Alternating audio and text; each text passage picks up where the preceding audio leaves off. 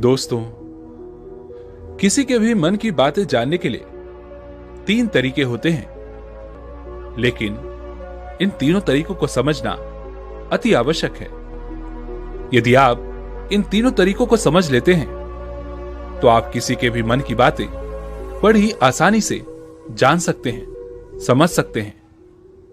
तो चलिए इसे एक बहुत कहानी के माध्यम से समझते हैं कि किस तरह से आप दूसरों की मन की बातें जान सकते हैं, समझ सकते हैं। बहुत समय पहले की बात है। एक छोटा सा गांव था। उस गांव में 2 भाई रहा करते थे। बड़ा भाई अंधा था, जिस कारण वो हमेशा घर पर ही बैठा रहता था, और छोटा भाई खेती किया करता था। लेकिन खेतों में अत्यधिक जानवर आने से पूरी फसलें नष्ट हो जाती थी, जिस कारण छोटा भाई बहुत परेशान हो चुका था। तभी उसे एक तरकीब सूझी। एक दिन उसने सोचा, खेतों में से इन जानवरों को भगाने के लिए क्यों ना मैं अपने बड़े भाई की मदद लूं। वैसे भी बड़े भैया अंधे हैं। अगर वह खेत में बैठे रहेंगे और जानवरों की आहट आने पर वो उन्हें जोर से चिल्लाकर भगा सकते हैं, जिससे हमारी फसलें बच सकती हैं। इसलिए उन्हें मैं खेत में बैठा देता हूं। यह सब सोच विचार करने के बाद उसने अपने खेत में ही एक छोटी सी झोपड़ी तैयार की और अपने अंधे भाई को वहीं खेत में बैठा दिया और उनसे कहा, भैया, यदि कोई जानवर की आहट आपको सुनाई दे तो आप जोर जोर से चिल्लाना। यह सुनकर वो जानवर यहां से भाग जाएंगे और हमारी फसलें नष्ट होने से बच जाएंगी। बड़ा भाई खुशी खुशी अपने छोटे भाई की बात मान लेता है और वह उस दिन से खेत में ही रहना शुरू कर देता है। जब भी किसी जानवर की आहट उसे सुनाई देती तो वह तुरंत से जोर जोर चिल्लाना शुरू कर देता, जिससे वह जानवर उसके खेतों से भाग जाता। ऐसा करते करते कई दिन बीत चुके थे। तभी एक दिन उसके खेत में एक हिरण भागता हुआ आया और वह खेत के बाड़ को तोड़कर वहां से भाग गया। लेकिन उसी हिरण का पीछा करते हुए एक राजा भी उस खेत में आ पहुंचा। तभी राजा की नजर उस अंधे भाई पर पड़ती है। राजा उस व्यक्ति से कहता है, देखो, मैं यहां पर एक जानवर का पीछा करते हुए आया हूं। क्या तुमने उस जानवर को यहां पर देखा है? इस पर वह व्यक्ति कहता है, हे राजन, मैं तो अंधा हूं। मैं भला किसी जानवर को कैसे देख सकता हूं? लेकिन मैं आपको इतना जरूर बता सकता हूं कि जो जानवर मेरे खेतों से होकर भागा है वो आपके लायक नहीं है। आप उसके पीछे अपना समय यूं ही व्यर्थ कर रहे हैं। राजा उस अंधे व्यक्ति की बात सुनकर बड़ा अचरज में पड़ गया। वह यह सोचने लगा कि आखिर यह तो अंधा है, फिर इसे कैसे पता कि जिस हिरण को मैं तलाश रहा हूं वो हिरण मेरे लायक है ही नहीं। यह अंधा व्यक्ति मुझे कैसे बता सकता है? तभी राजा उस अंधे व्यक्ति से कहता है, कहीं तुम मुझसे झूठ तो नहीं कह रहे? एक तरफ तुम ये कहते हो कि तुम अंधे हो और दूसरी तरफ तुम ये भी कह रहे हो कि जो जानवर यहां से भागा है वो मेरे लायक नहीं है। इस पर वह अंधा व्यक्ति कहता है, हे राजन, जिसे आप एक हिरण समझ रहे हैं, असल में वो एक हिरण नहीं है बल्कि एक हिरनी है, और वो भी गर्भवती है। और जहां तक मुझे ज्ञान है, मैंने कभी किसी राजा को किसी गर्भवती हिरनी का शिकार करते हुए नहीं सुना है। और इसी कारण मैं आपसे यह कह रहा हूं कि वो हिरनी आपके लायक नहीं है। आप उसके पीछे अपना समय व्यर्थ ना करें। यह सुनकर राजा और भी अचरज में पड़ गया। वो यह सोचने लगा कि आखिर यह अंधा आदमी यह कैसे जान सकता है कि वो हिरनी है और गर्भवती है।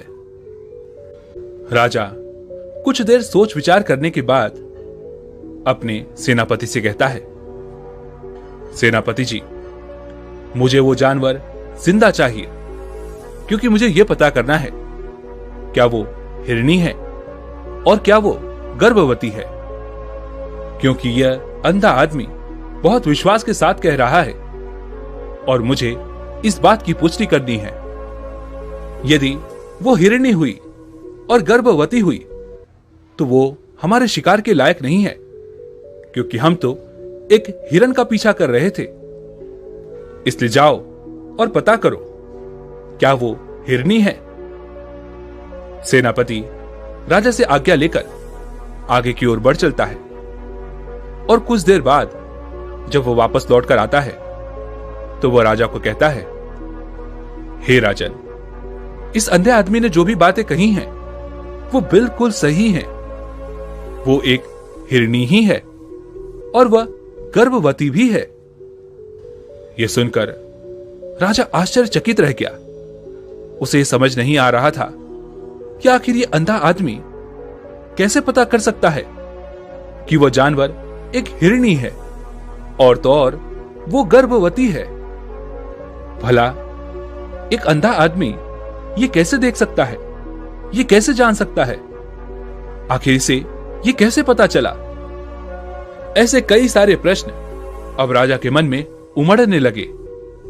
अब राजा ने यह ठान लिया था कि मुझे इस बात की तह तक पहुंचना ही है कि आखिर ये अंधा आदमी कैसे जानता है कि वो जानवर एक हिरनी है। यह सोचकर राजा उस अंधे आदमी के पास जाता है और उस अंधे आदमी से कहता है, देखो, मैं ये तो नहीं जानता कि तुम सचमुच अंधे हो या नहीं, लेकिन मैं तुमसे एक बात जानने आया हूं। क्या तुम मेरे प्रश्न का सही सही जवाब दोगे? इस पर वो अंधा व्यक्ति कहता है, हे राजन, आप जो कुछ पूछना चाहते हैं मुझसे पूछ सकते हैं, मैं आपको बिल्कुल सच सच जवाब दूंगा। इस पर वह राजा कहता है, देखो, एक तो तुम कहते हो कि तुम अंधे हो और दूसरी तरफ तुमने ये बता दिया कि जिस जानवर का पीछा मैं कर रहा हूं वो एक हिरणी है और तो और वो गर्भवती भी है। आखिर तुम्हें यह कैसे पता चला? तुम्हारे खेत में और भी तो जानवर आते होंगे, और भी तो जानवर यहां से गुजरते होंगे, फिर तुमने ये कैसे अंदाजा लगाया? तभी वह अंधा व्यक्ति राजा से कहता है, हे राजन, आप जिस हिरणी का पीछा कर रहे थे वह हिरणी जब मेरे खेत में आई, उसकी रफ्तार और उसके भागने की आहट से मुझे यह एहसास हो चुका था कि ये एक हिरणी है और मेरे खेत की जो बाड़ है वो बहुत छोटी है, उसकी ऊंचाई ज्यादा नहीं है। यदि कोई हिरण होता तो वो उस बाड़ को बड़ी आसानी से लांघ जाता, लेकिन वह हिरनी इस बाड़ को तोड़कर भागी है और यदि वो इस बाड़ को छलांग लगाकर पार करने का प्रयास करती तो इससे उसके बच्चे को खतरा होता।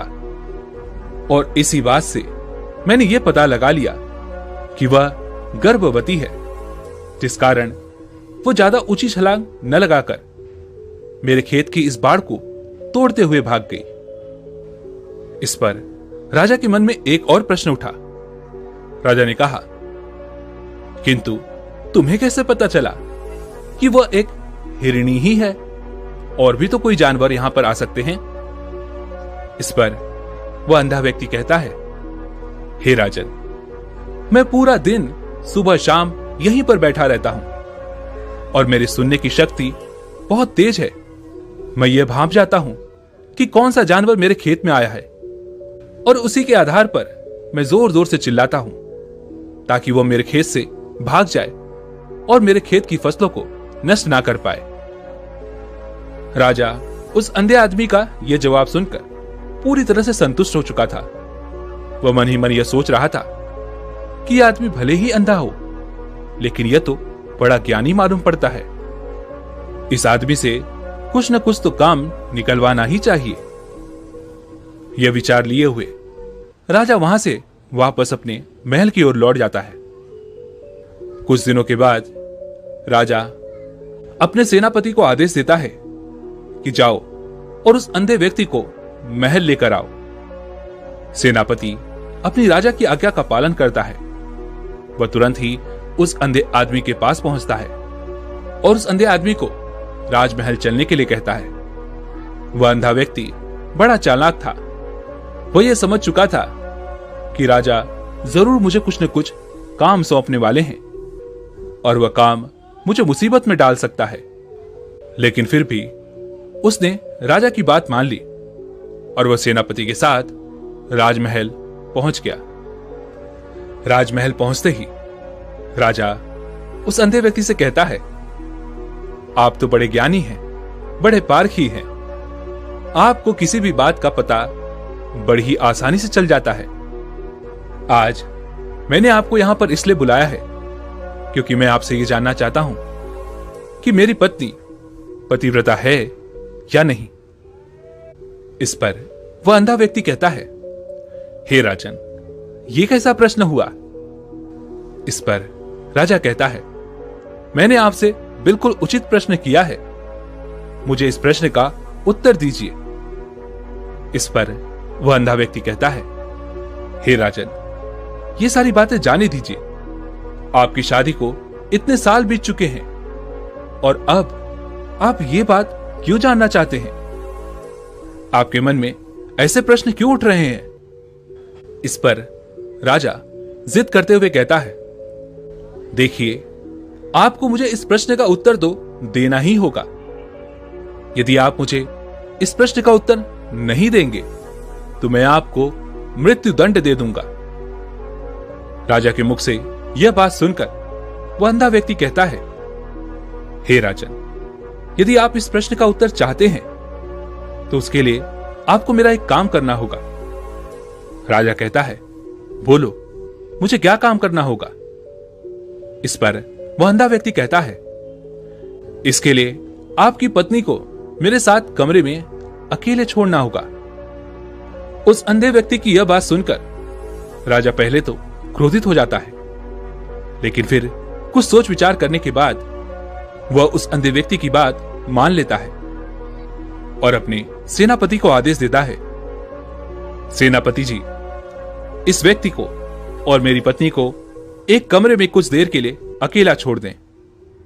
सेनापति बिल्कुल वैसा ही करता है। अब राजा की पत्नी और वह अंधा आदमी एक कमरे में बंद हो चुके होते हैं। तभी वह अंधा आदमी राजा की पत्नी से कहता है, मुझे आपको छूना है।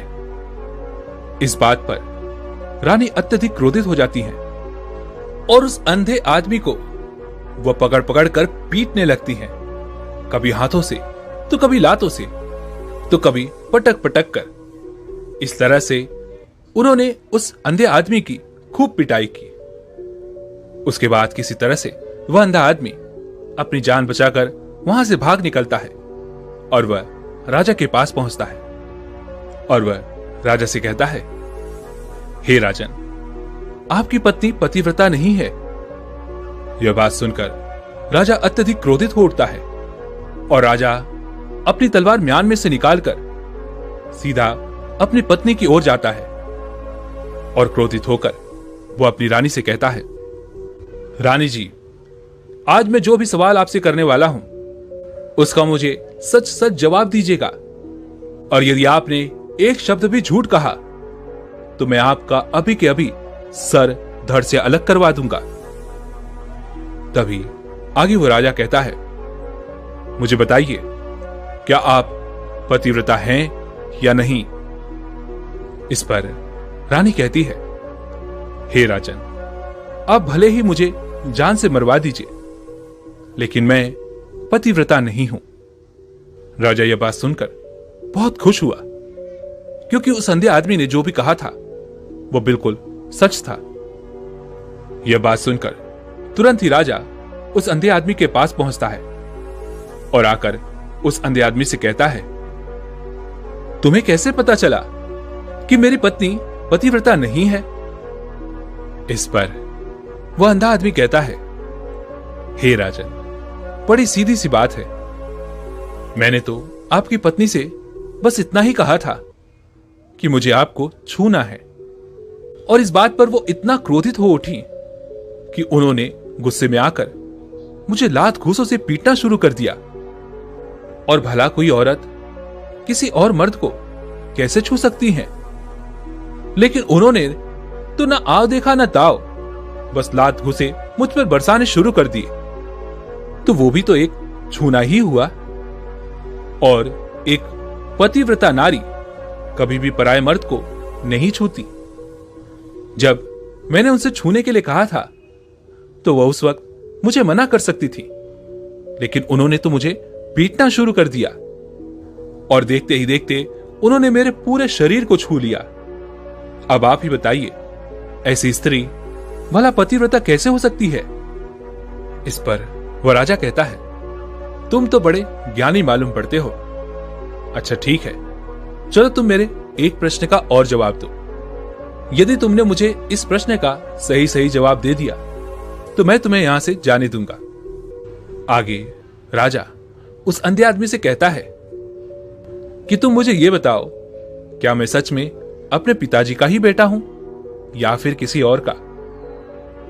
इस पर वो अंधा आदमी कहता है, हे राजन, इस बात से आपका क्या लेना देना? आप किसी की भी औलाद हो, आखिर आप हैं तो इस राज्य के राजा, इसलिए इस प्रश्न को जाने दीजिए। लेकिन वह राजा कहता है, नहीं नहीं, मुझे इस प्रश्न का सही सही जवाब चाहिए, अन्यथा यह प्रश्न मुझे हमेशा परेशान करता रहेगा। इसलिए मैं इसका सही सही जवाब जानना चाहता हूं। यदि तुम इसका सही सही जवाब दे देते हो तो तुम यहां से जा सकते हो, मैं तुम्हें नहीं रोकूंगा। इस पर वह अंधा आदमी कहता है, हे राजन, इसके लिए तो मुझे आपके मां के पास भी जाने की कोई आवश्यकता नहीं है। मैं आपको अभी के अभी ये बता सकता हूं कि आप किसकी औलाद हैं। लेकिन उससे पहले मैं चाहता हूं कि आप मुझसे एक वादा करें कि आप मुझ पर क्रोध नहीं करेंगे। राजा ने कहा, मैं तुमसे वादा करता हूं, मैं तुम पर क्रोध नहीं करूंगा।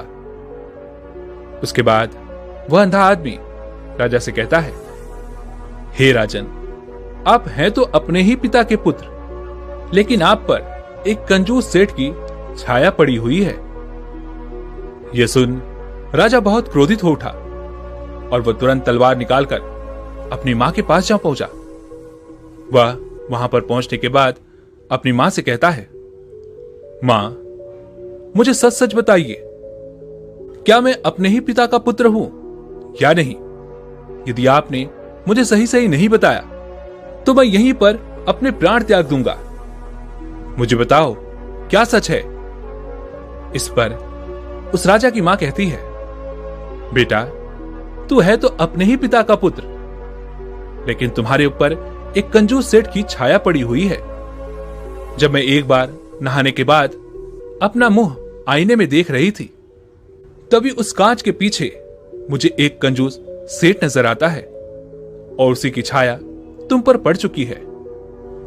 यह सुन राजा बहुत खुश हो जाता है और वह तुरंत दौड़ा दौड़ा वापस उस अंधे आदमी के पास पहुंचता है और उस आदमी से कहता है, तुम्हें यह कैसे पता चला कि मुझ पर एक कंजूस सेठ की छाया पड़ी हुई है?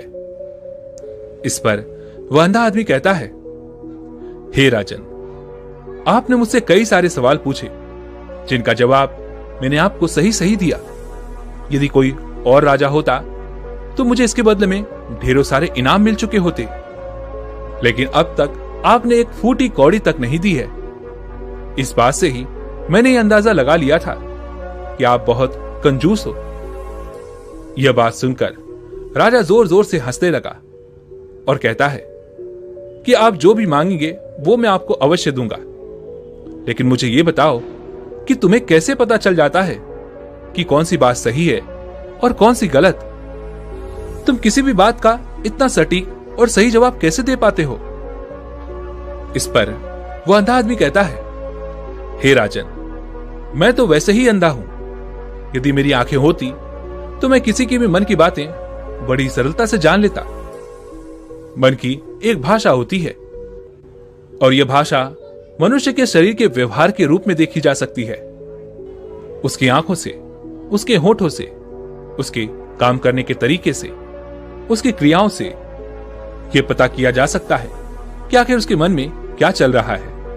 उसके आधार पर हम किसी के भी मन की बातें जान सकते हैं। लेकिन मैं तो जन्म से ही अंधा हूं, मैं देख नहीं सकता, इसलिए मैं क्रियाओं से देखता हूं। यदि मुझे कोई बात जाननी हो तो अगले आदमी को कुछ काम देना पड़ता है, जिस पर वो व्यक्ति किस प्रकार काम करता है, किस तरीके से उस काम को करता है, उसके आधार पर ही मैं ये पता कर पाता हूं कि आखिर उसके मन में क्या चल रहा है। तभी वो राजा कहता है, तो क्या इसका अर्थ यह हुआ कि मैं भी किसी के मन की बातें जान सकता हूं?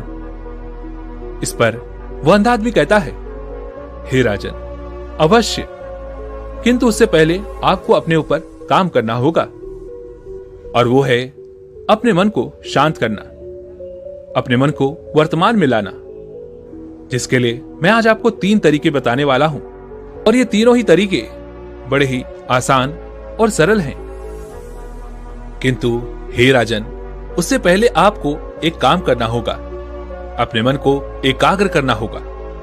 जब हम अपने मन को एकाग्र करते हैं, अपने मन को वर्तमान में लाते हैं, तो हम दूसरे के मन की बातें जान सकते हैं, क्योंकि वो आदमी अभी भी अपने मन में वर्तमान में ही सोच रहा है, और हमें भी मन को वर्तमान में ही लाना होगा, तभी हम उसके मन की बातें जान सकते हैं। यदि हम अतीत में हुई घटनाओं के बारे में सोच रहे हैं, तो वो जो अगला आदमी वर्तमान में सोच रहा है, वर्तमान में अपने मन में बात कर रहा है, वो हम कैसे जान पाएंगे?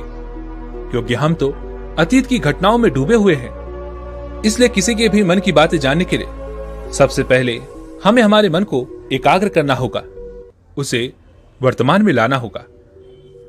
आगे वह अंधा व्यक्ति राजा से कहता है, हे राजन, जो 3 तरीके मैं आपको बताने वाला हूं, इन 3 तरीकों से आप बड़ी आसानी से किसी के भी मन की बातें जान सकते हैं। उसके बाद वह अंधा आदमी राजा से कहता है, हे राजन, जो सबसे पहला तरीका है वह है आंखों पर ध्यान देना।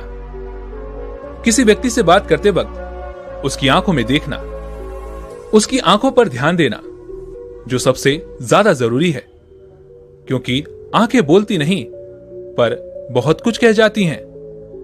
यदि हम किसी व्यक्ति की आंखों के इशारों को समझना सीख जाएं, तो हम ये जान पाएंगे कि व्यक्ति के दिमाग में क्या चल रहा है, वह क्या सोच रहा है और अभी वो क्या करने वाला है। मेरे पास आंखें नहीं है, लेकिन मैंने अपने गुरु से यह विद्या सीखी है, क्योंकि बहुत सालों पहले मेरे पास आंखें थी और मैं उस वक्त लोगों के मन की बातें केवल उनकी आंखों से ही जान लेता था।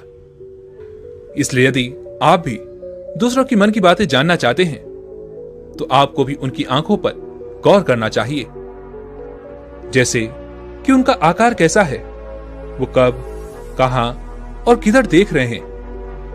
यदि उसकी आंखें यहां वहां घूम रही हैं, जब आप उससे बातें कर रहे हैं, तो वो आंखों को इधर उधर मोड़ रहा है, कभी ऊपर तो कभी नीचे या कभी आसपास, या फिर उसकी आंखें खुश नजर आ रही हैं, या फिर आंखें निराश नजर आ रही हैं।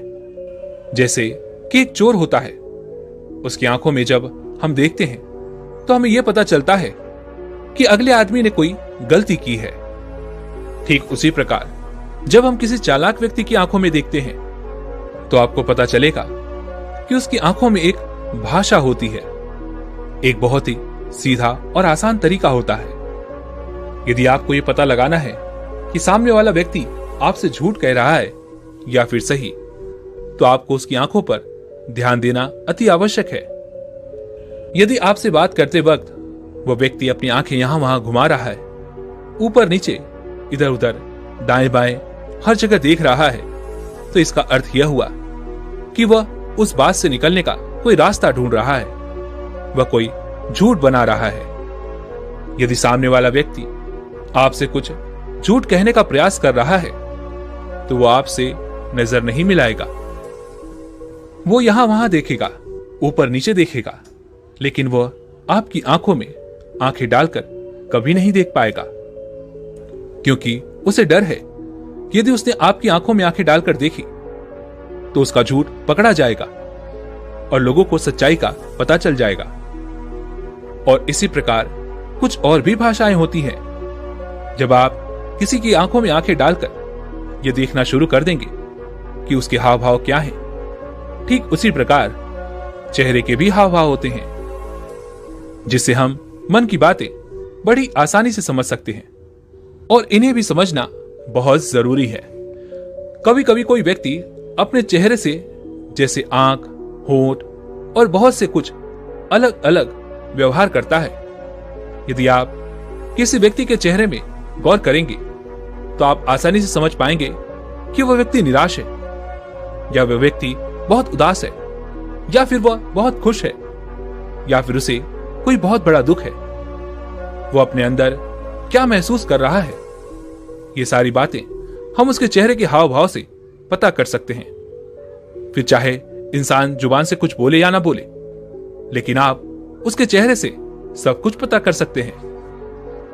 आगे वह अंधा व्यक्ति राजा से तीसरा तरीका बताते हुए कहता है, हे राजन, इसी प्रकार तीसरी भाषा भी है, अर्थात तीसरा तरीका भी है, और वह है हाथों के इशारे और शरीर का व्यवहार। मन की बात समझने के लिए हमें हाथ के इशारे और शरीर के व्यवहार को समझना बहुत आवश्यक है।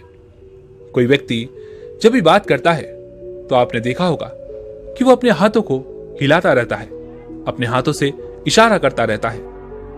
वो बातों के साथ साथ अपना शरीर का जो व्यवहार है, अर्थात बॉडी लैंग्वेज, उसका भी पूरा उपयोग करता है, जिससे हमें यह पता चल पाता है कि वो व्यक्ति हमारी बातों पर कितना ध्यान दे रहा है और उसके मन में क्या चल रहा है। शरीर के व्यवहार को देखने के लिए उसके हाथ मटकाने, शरीर मटकाने और चेहरे पर बार बार हाथ लाने, हाथों का एक दूसरे से मसलना, ऐसी बहुत सी क्रियाएं होती हैं।